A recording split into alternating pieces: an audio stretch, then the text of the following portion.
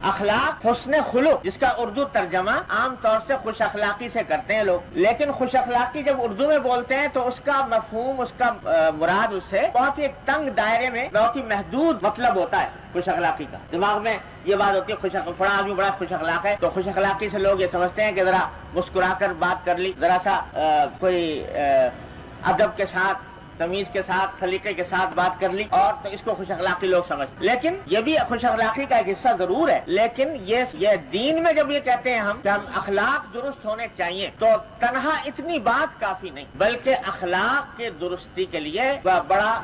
وسیع مفہوم رکھتا ہے اخلاق کی درستی قرآن اور حدیث کی روشنی۔ اللہ تبارک و تعالیٰ نے قرآن کریم میں اور احادیث میں نبی کریم سرور دو عالم صلی اللہ علیہ وسلم نے حسن خلق کی بڑی زبردست تاکید فرمائی۔ ایک حدیث میں نبی کریم سرور دو عالم صلی اللہ علیہ وسلم نے ارشاد فرمایا کہ انما بعثت لاتمم مکارم الاخلاق، کہ میں بھیجا ہی اس کام کے لیے گیا ہوں دنیا میں تاکہ لوگوں کو اعلیٰ درجے کے اخلاق، ان کے اخلاق کی تکمیل کروں، ان کے اخلاق کو درست بناؤں۔ اس کام کے لیے مجھے بھیجا گیا۔ اپنی بعثت کا مقصد آپ نے یہ بیان فرمایا کہ اخلاق کی درستی اور اس کی تکمیل۔ اور مشہور آیت ہے جس میں نبی کریم صلی اللہ علیہ وسلم کو دنیا میں بھیجنے کے مقاصد بیان فرمائے، تو فرمایا ہم نے اس لیے بھیجا تاکہ یہ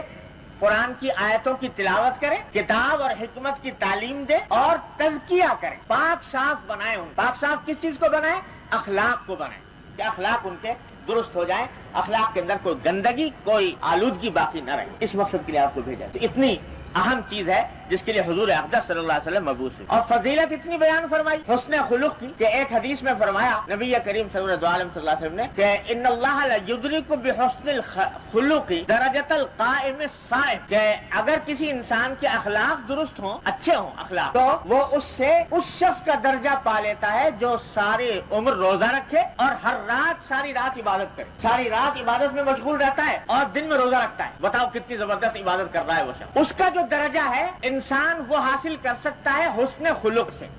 اپنے اخلاق کو درست کرے۔ اتنی بڑی فضیلت نبی کریم سرور دو عالم صلی اللہ علیہ وسلم نے بیان فرمائی حسن الخلق۔ اور ایک صحابی نے پوچھا کہ یا رسول اللہ بر کیا ہے؟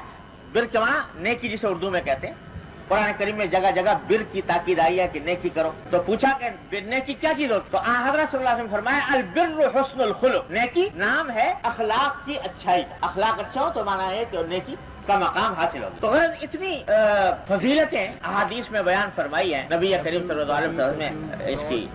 حسن اخلاق کی، کہ جس کا کچھ ٹھکانہ نہیں، احادیث جمع کی جائیں تو پوری ایک کتاب بن جائے۔ ایک حدیث میں فرمایا کہ اکمل المؤمنین ایمانا احسنہم خلقا، کہ سارے مومنوں میں سب سے زیادہ مکمل ایمان اس کا ہے جس کے اخلاق اچھے۔ تو یہ ساری تاکیدات، ساری ترغیبات قرآن و حدیث کے اندر آئی ہیں اخلاق کی درستی کی، اخلاق کو بہتر بنانے۔ لیکن جیسا میں نے عرض کیا کہ اس کا مطلب صرف اتنا نہیں ہے کہ آدمی کا خندہ پیشانی سے کسی سے ملاقات کر لے، مسکرا لے ملتے وقت، صرف اتنی بات خوش اخلاقی کے لیے کافی نہیں ہو، بلکہ اگر کوئی آدمی اس لیے دوسروں سے ملتا ہے خوش اخلاقی کے ساتھ تاکہ اپنی قدر و منزلت لوگوں کے دلوں میں بٹھا دے، تو یہ خوش اخلاقی نہیں ہے، یہ بد اخلاقی ہے۔ اسلام میں اخلاق کا جو مفہوم ہے وہ بڑا ہماگیر، بڑا شامل، بڑا عام مفہوم ہے۔ اخلاق جمع ہے خلق کی، ذرا خوب سمجھ لیجئے، اخلاق جمع ہے خلق کی، اور خلق کے معنی ہوتے ہیں یہ اندر کی ایک کیفیت ہوتی ہے، دل کی اندر کی کیفیت ہوتی ہے کہ انسان کے باطن میں، انسان کے دل میں ایسی صفتیں پیدا ہو جائیں جو اللہ کو مطلوب ہیں، اور ایسی صفتوں سے دل خالی ہو جائے جو اللہ کو مبغوض ہیں، اللہ کو ناپسند۔ یہ ہے خلق، حسن خلق۔ چنانچہ یہ حسن خلق جو ہے یہ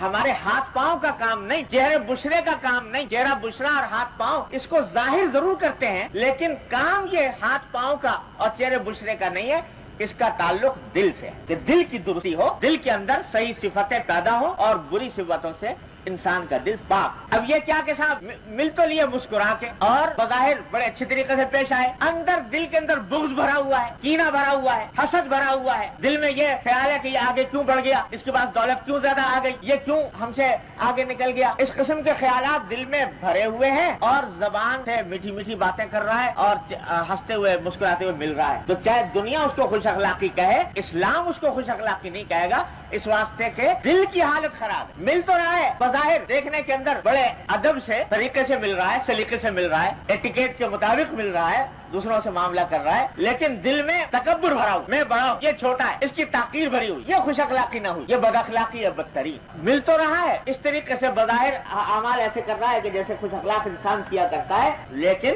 دل میں کاٹ کپٹ ہے، تو یہ ساری باتیں بد اخلاق۔ تو اخلاق اس وقت اچھے ہوں گے جب دل کے اندر سے بغض نکلے، کینہ نکلے، حسد نکلے، تکبر نکلے، منافقت نکلے، دکھاوا نکلے، یہ چیزیں جب نکلیں گی تب انسان کے اخلاق درست ہوں گے۔ اور اگر یہ چیزیں دل میں بھری ہوئی ہیں تو چاہے وہ کیسے ہی بظاہر دیکھنے میں خوش اخلاق لگ رہا ہو، اسلام کی نظر میں، اللہ اور اللہ کے رسول کی نظر میں وہ خوش اخلاق نہیں۔